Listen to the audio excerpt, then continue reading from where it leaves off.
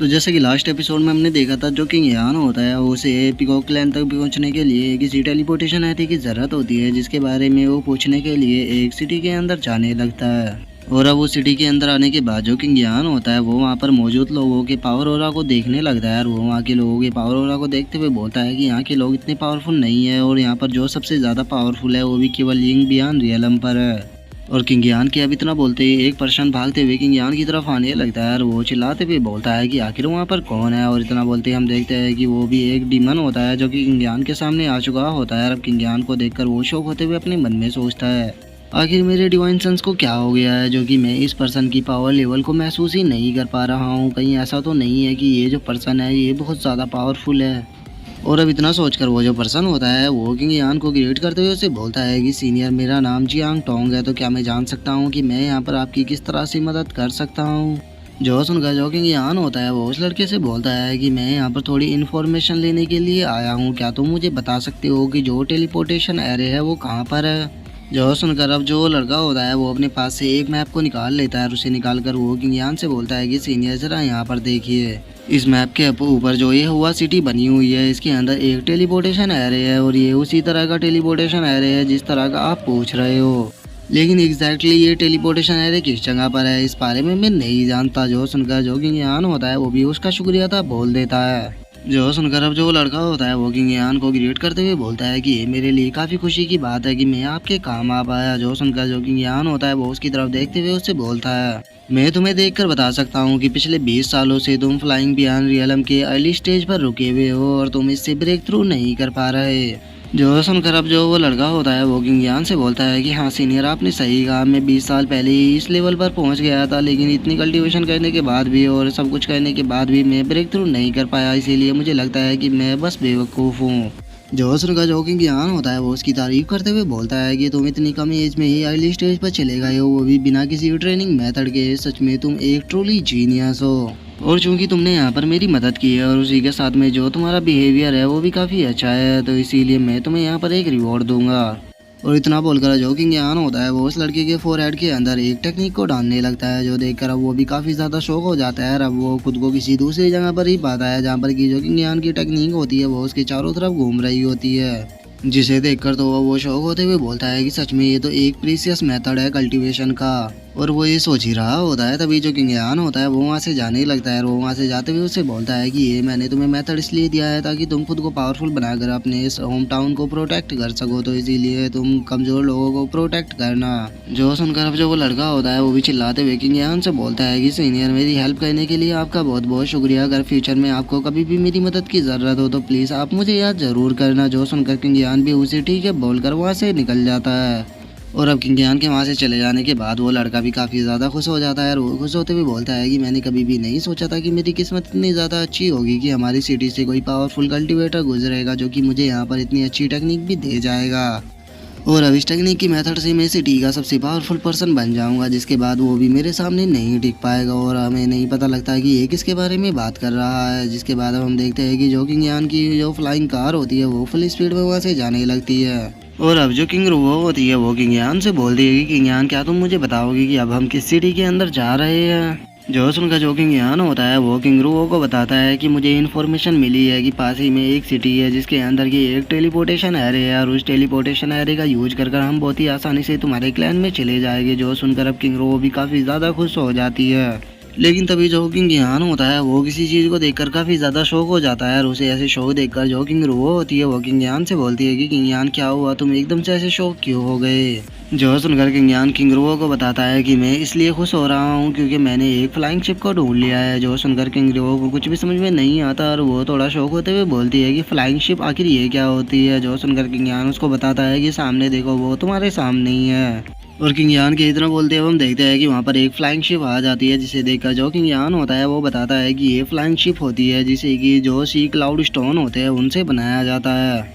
और उससे अलग इन फ्लाइंग शिपों के अंदर टोटल 800 एरो को लगाया जाता है, और उसी के साथ में इसके अंदर काफ़ी पावरफुल वेपन भी होते हैं जो कि स्ट्रॉन्ग कल्टीवेटर को काफ़ी आसानी से मार सकते हैं। जो सुनकर अब जो किंग रुओ होती है वो भी उस फ्लाइंग शिप की तरफ देखते हुए बोलती है कि अच्छा, तो चलो फिर वहाँ पर चलकर देखते हैं, क्या पता ये ह्यूमन निकले, अगर ये ह्यूमन हुए तो हमारा और भी ज़्यादा फ़ायदा हो जाएगा। जो सुनकर जो किंग यान होता है वो किंग रोवो को रोकते हुए बोलता है कि वहाँ पर जाने की कोई भी जरूरत नहीं है, मैं अपनी डिवाइन पावर का यूज कर यहीं से ही इन्फॉर्मेशन निकाल लूंगा। और इतना बोलकर जो किंग यान होता है वो अपनी एनर्जी को उस फ्लाइंग शिप के अंदर भेज देता है।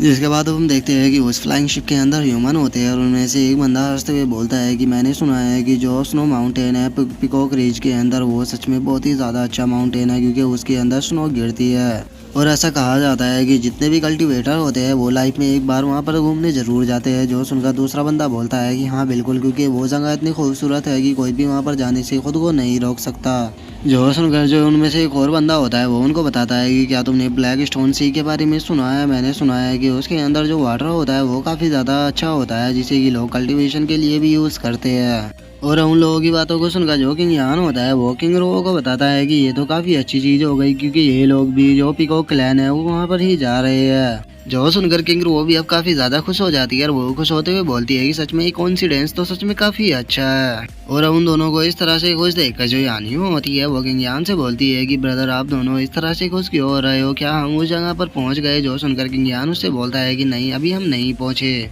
लेकिन अब बहुत ही जल्द हम अपनी मंजिल पर पहुंच जाएंगे और उसी के साथ में अब हमें कोई भी हार्ड वर्क भी नहीं करना होगा। जो सुनकर जो किंग रोवो होती है वो थोड़ा कंफ्यूज होते हुए किंग यान से बोलती है कि लेकिन हम इस फ्लाइंग शिप को रोकेंगे कैसे, क्योंकि ये फ्लाइंग शिप तो बहुत ज़्यादा स्पीड से जा रही है और अगर हम इसे अपनी फुल स्पीड के साथ में भी पकड़ने की कोशिश करें तो मुझे नहीं लगता कि हम इसको पकड़ पाएंगे। जो सुनकर जो किंग यान होता है वो किंग रोवो को बताता है कि अगर हम इस फ्लाइंग शिप को फोर्सफुली रोकना चाहते हैं तो हमें कम से कम ह्यूमन किंग रियलम के 9th लेवल पर होना होगा, जो कि हम लोगों के लिए बिल्कुल भी पॉसिबल नहीं है। तो इसीलिए हमें दूसरा तरीका ढूंढना होगा। जो सुनकर जो किंग रोवो होती है वो थोड़ा कंफ्यूज होते हुए किंग यान से बोलती है कि दूसरा तरीका, आगे दूसरा तरीका क्या होगा इसे रोकने का? जो सुनकर किंग यान अपनी एनर्जी को छोड़ते हुए बोलता है कि दूसरा तरीका ये है। और किंग यान के इतना बोलते के साथ ही जो उसकी एनर्जी होती है वो फुल स्पीड में उस फ्लाइंग शिप से आगे निकलकर एक काफ़ी बड़ी ब्लास्ट को कर देती है, जिसका हम देखते हैं कि वहाँ पर काफ़ी बड़ा धमाका होता है और उस फ्लाइंग शिप के सामने एक माउंटेन आ चुका होता है।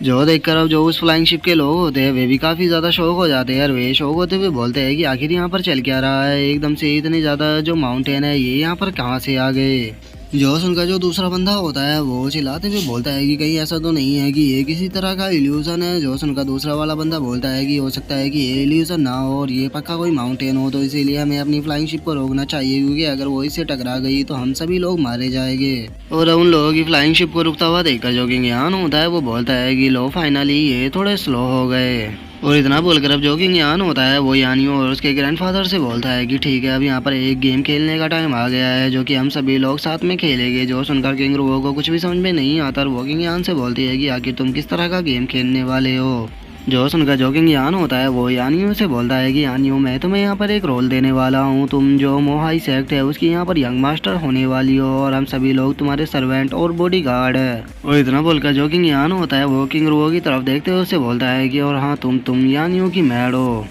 जो सुनते के साथ ही तो अब जो किंग रोवो होती है उसे काफ़ी ज़्यादा गुस्सा आ जाता है और वो किंग यान के ऊपर गुस्से में चिल्लाते हुए बोलती है कि क्या कहा तुमने, तुम मुझे इस छोटी सी लड़की की मेड बना रहे हो? क्या तुम भूल गए कि मैं ह्यूमन किंग रियलम पर हूँ? जो सुनकर जो किंग यान होता है वो किंग रोवो से बोलता है कि देखो अगर तुम अपने पिकॉक क्लैन के अंदर जल्द से जल्द वापस लौटना चाहती हो तो तुम्हें यहाँ पर वही करना होगा जो कि मैं तुम्हें कहता हूँ। और इतना बोलते जो किंग यान होता है उसे महसूस होता है कि कोई उसकी तरफ आ रहा है और ये महसूस करके जो किंग यान होता है वो किंग रोवो से बोलता है कि कोई यहाँ पर आ रहा है, तो इसीलिए जल्दी से वो रोल को करो जो कि मैंने तुम्हें कहा है। जो सुनकर जो बेचारी किंग रोवो होती है उसे काफ़ी ज़्यादा गुस्सा आ रहा होता है और वो गुस्से में अपने मन में सोचती है कि तुम्हारी हिम्मत कैसे हुई मुझे यहाँ पर मेड बनाने की? याद रखना मैं तुमसे इसका तो बदला जरूर लूंगी। और उसके इतना बोलते हुए हम देखते हैं कि दो पर्सन किंग यान की तरफ ही आने लगते हैं और वे किंग यान की तरफ आते हुए बोलते हैं कि मुझे लगता है कि वहाँ पर कोई है जिसने कि 5 एलिमेंट की पावर का यूज कर यहाँ पर इस इल्यूजन को बनाया है।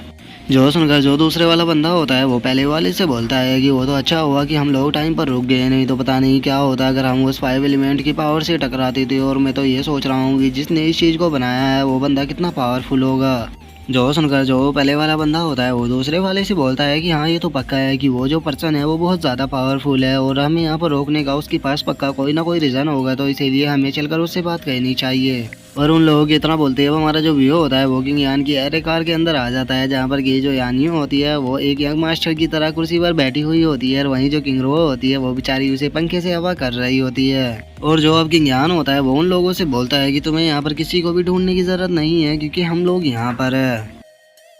और किंग यान के इतना बोलते ही अब हमारा जो एपिसोड है वो यहीं पे कंप्लीट हो जाता है। तो नेक्स्ट एपिसोड में देखें क्या कि क्या होता है। अगर आप लोगों को वीडियो अच्छी लगी हो तो लाइक करना, चैनल को सब्सक्राइब करना। मैं मिलता हूँ नेक्स्ट एपिसोड में, तब तक के लिए बाय बाय गाइस।